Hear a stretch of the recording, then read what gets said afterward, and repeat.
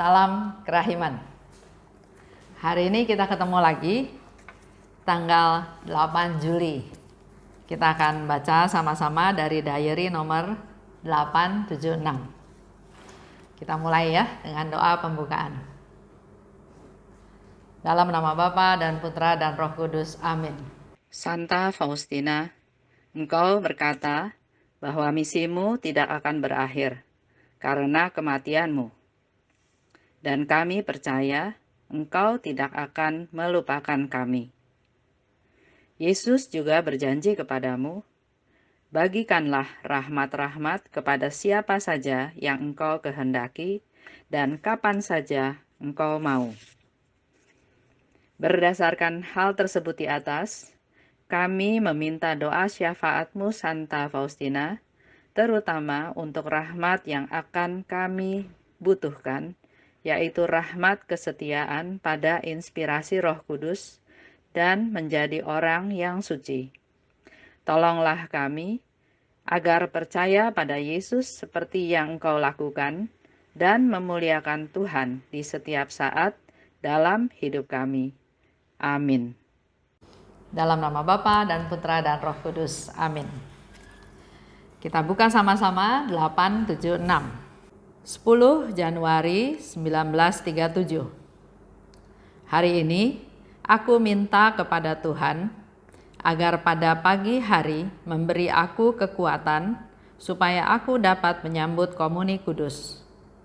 Guruku, dengan segenap kerinduan hatiku, aku mohon kepadamu untuk memberi aku, kalau ini selaras dengan kehendak-Mu yang kudus, suatu penderitaan dan kelemahan yang Kau sukai. Aku ingin menderita sepanjang hari dan sepanjang malam. Tetapi silahkan. Aku mohon dengan sangat kepadamu, kuatkanlah aku sejenak ketika aku menyambut komuni kudus. Engkau mengetahui dengan baik, ya Yesus, bahwa di sini mereka tidak membawa komuni kudus kepada orang sakit. Maka, kalau pada saat itu engkau tidak menguatkan aku supaya aku dapat pergi ke kapel, bagaimana aku dapat menyambutmu dalam misteri kasih? Dan engkau tahu betapa hatiku sangat merindukan engkau. Oh mempelaiku yang manis, apa gunanya segala penalaran ini? Engkau tahu betapa besarnya kerinduanku padamu, dan engkau dapat memenuhinya kalau engkau berkenan. Pada pagi hari berikutnya, aku merasa seolah-olah aku benar-benar sehat. Keletihan dan kelemahan sudah hilang. Tetapi begitu aku kembali dari kapel, semua penderitaan dan kelemahan itu serta-merta kembali, seolah-olah mereka sudah menantikanku. Tetapi aku sama sekali tidak takut akan mereka, sebab aku telah menyantap roti dari Dia yang kuat. Dengan tegar, aku memandang segala sesuatu, bahkan kematian sendiri, aku tatap langsung pada matanya. 876. Ini kejadiannya 10 Januari 1937. Waktu itu, Suster Faustina ada di rumah sakit dan dia tahu, di rumah sakit nggak terima komuni. Oleh sebab itu, dia berdoa pada Tuhan, minta kekuatan supaya bisa terima komuni kudus. Bukti kelemahan, bukti ketidakberdayaan, tapi ini juga sekaligus menjadi bukti kerinduan. Suster Faustina minta kekuatan, bukti dari kerendahan hati. Tapi itu semua, kalau kita baca ya, dikatakan kalau ini selaras dengan kehendak-Mu. Jadi kita juga sering berdoa pada Tuhan, Tuhan, saya mau ini, saya rencana ini, saya mau itu. Dan kami mohon, kabulkanlah doa kami, ya. Kalau di sini Suster Faustina, selain dia meminta, tapi dikatakan juga kalau ini selaras dengan kehendak-Mu. Jadi dia mohon diberi suatu penderitaan dan kelemahan yang Kau sukai. Bukan kita yang tawar. Biasanya Tuhan, okelah kalau saya seperti ini saya masih nanggung. Tapi kita belajar dari Suster Faustina kepasrahannya, mengandalkan Tuhan, terserah Tuhan. Kalau engkau izinkan, saya mau nanggung penderitaan. Tapi penderitaan yang seperti apa terserah engkau, yang engkau sukai. Aku ingin menderita sepanjang hari dan sepanjang malam. Tapi kuatkan aku sejenak ketika sambut komuni kudus. Di sini Suster Faustina sudah bisa menunjukkan bahwa sumber kekuatan dia itu adalah komuni kudus. Jadi Tuhan boleh kasih saya penderitaan, tapi saya minta kekuatan, kasih saya kekuatan, dan kekuatan itu adalah pada waktu saya menyambut engkau, pada waktu menerima komuni kudus. Nah, saya mau cerita. Ada sharing. Ada seorang ibu, dia merasa peka dan dia merasa dia mendengar satu suara atau mendengar suatu himbauan, suatu gerakan di mana dia diminta untuk berdoa koronka. Saya nggak tahu, lupa berapa kali ya, 50 kali atau 100 kali dalam satu hari ya. Karena dia punya punya kepercayaan atau tahu bahwa itu katanya suara dari Tuhan yang minta dia untuk berdoa buat jiwa-jiwa yang sengsara. Rosario 100 kali dalam satu hari. Jadi yang dia lakukan adalah sungguh-sungguh dia berdoa. Dia berdoa, ya selama dia berdoa sebetulnya nggak ada masalah ya. Tapi mulai timbul masalah adalah ketika suaminya bercerita. Suaminya cerita sama saya. Dia bilang, gimana ya? Istri saya tuh berdoa terus. Dia nggak kerjain kerjaan rumah tangga karena dia bilang Tuhan minta dia berdoa. Pagi, siang, sore terus berdoa. Terus saya bilang, jadi problemnya apa? Bagus dong istri berdoa. Iya, problemnya di rumah jadi nggak ada yang masak. Nggak ada yang cuci baju. Karena waktunya dia habis untuk berdoa. Oke, saya bilang kalau gitu beli mesin cuci. Karena waktu itu saya tanya dia cucinya pakai tangan. Saya bilang beli mesin cuci. Supaya tinggal masuk ke dalam mesin cuci, pakaiannya dicuci sendiri sehingga enggak mengganggu banyak waktu untuk dia mencuci. Udah oke, dia beli mesin cuci. Tapi terus dia bilang lagi, tapi dia nggak masak. Saya pergi nggak dikasih makan pagi, sore malam saya pulang kerja pun di meja tetap kosong. Karena dia bilang dia nggak ada waktu untuk masak. Sampai si suaminya ini pergi ke pasar, dia yang pergi ke pasar, beli macam-macam, beli sayur, beli daging dengan harapan supaya istrinya masak. Ternyata dia pulang kantor di sore hari, malam hari tetap aja barangnya seperti itu, nggak disentuh sama sekali. Nah, dia jadi bingung, masa sih Tuhan sampai seperti itu suruh orang doa sampai dia lupa tugas-tugasnya. Ya, saya bilang kalau kayak gitu harus bicara langsung dengan si istri. Dan coba ajak istri itu ketemu sama pastor. Diskusikan bersama. Jangan sampai niat baik dia berdoa terus, sementara dia lupa tugas daripada tugas dia sebagai ibu rumah tangga. Istrinya susah dikasih tahu. Dia merasa dia mendengar suara dan harus berdoa. Kalau dia tanya sama saya bilang, saya nggak tahu ya, karena saya nggak peka, saya nggak bisa dengar. Tapi menurut saya, Tuhan nggak mungkin minta kayak gitu. Kalau ke suster, kalau ke biarawan, biarawati yang hidupnya hidup membiara yang ketat, yang keras, yang tidak ketemu sama orang, mungkin bisa. Tapi kalau kita, panggilan kita nih sebagai istri, sebagai ibu rumah tangga, menurut saya nggak seperti itu. Nah, pernah satu kali cerita, saya ingat cerita suami saya dan suami saya. Saya itu aktif, saya lebih aktif duluan ya. Saya aktif di lingkungan, saya aktif KOR, saya bahkan aktif di persekutuan doa.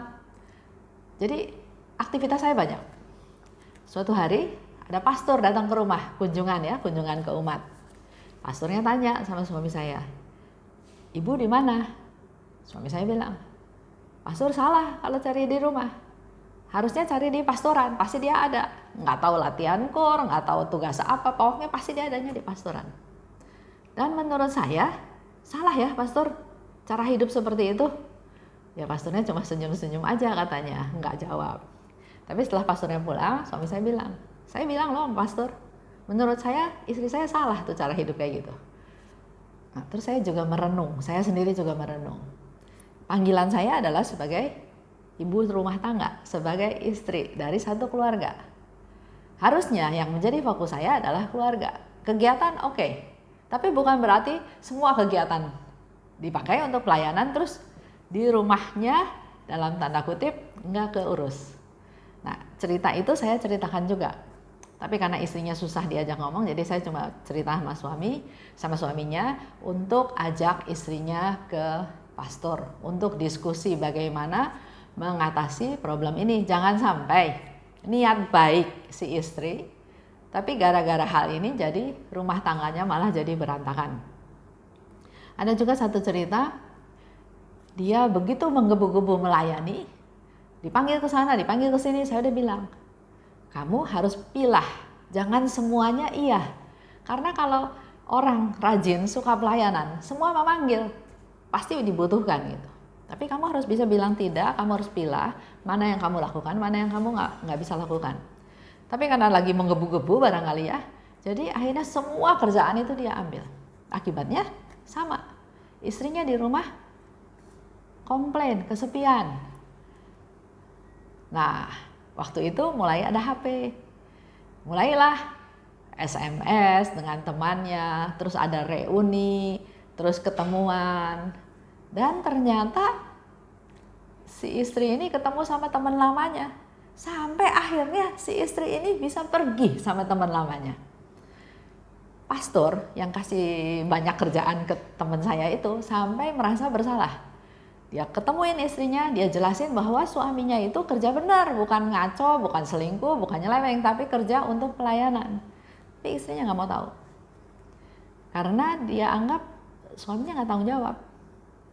Nah, buat kita semua juga ya, satu pelajaran. Kita harus tahu panggilan kita itu apa, sebagai apa. Kalau kita panggilannya sebagai istri, saya pikir Tuhan juga mau kita menjadi istri yang baik. Bukan pelayanan kemana-mana, dihormati, dipuji, terima kasih, hebat, bagus, tapi terus keluarganya berantakan. Baik, saya kembali ke cerita Suster Faustina ya.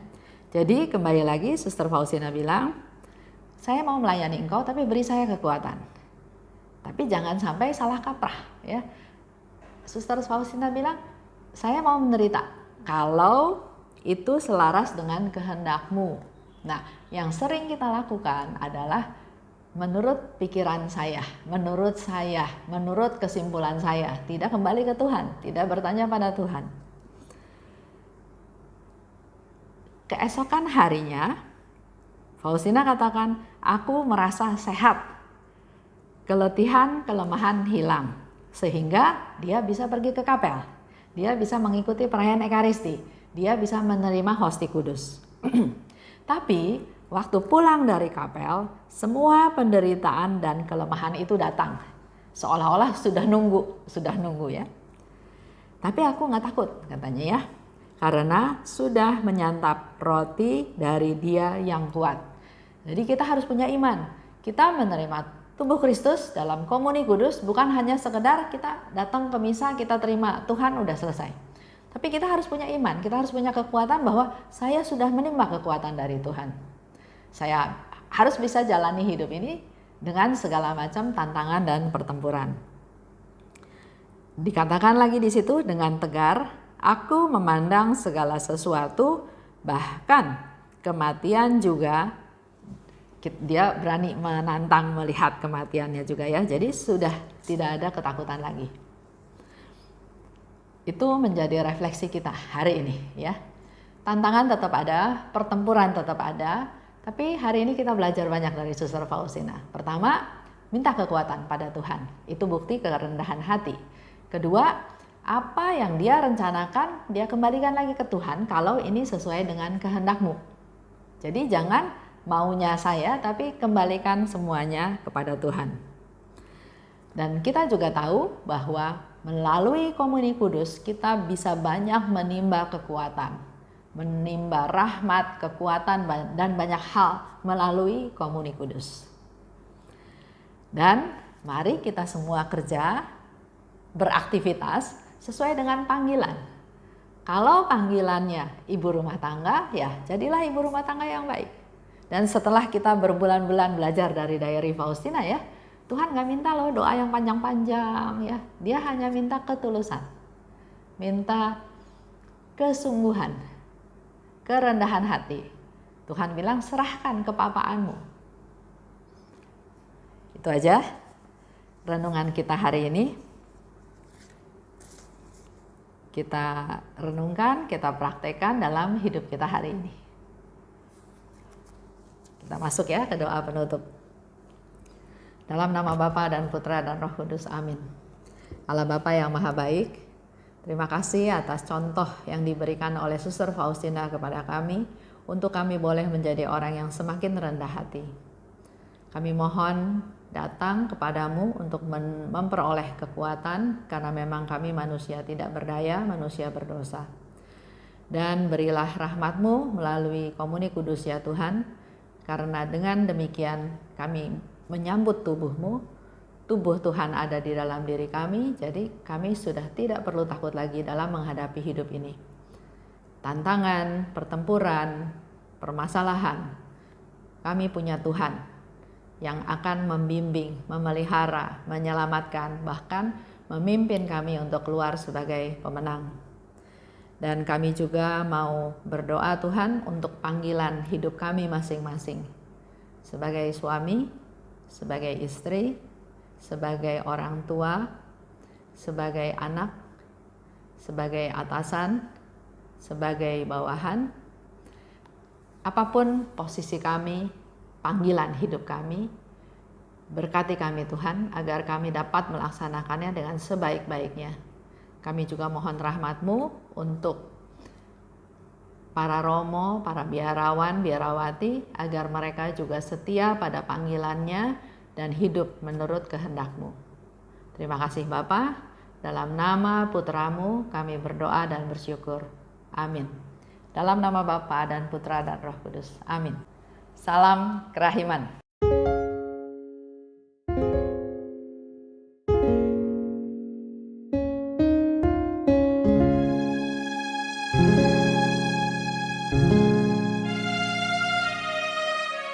Jesus, divine mercy.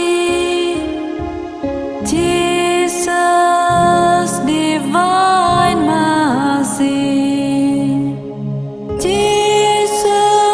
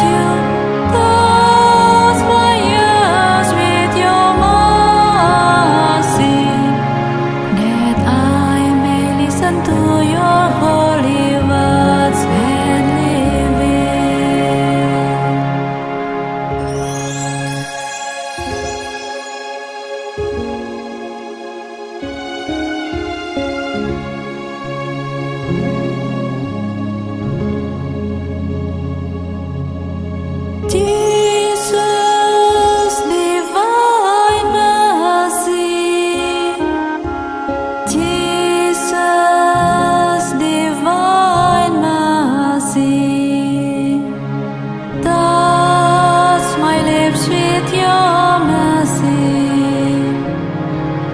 that I